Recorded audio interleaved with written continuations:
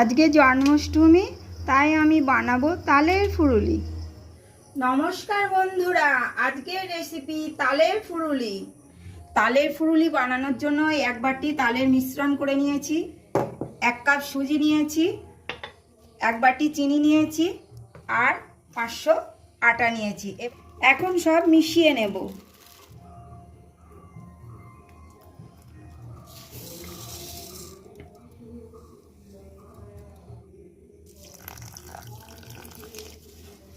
কালো জিরে অ্যাড করে দেব।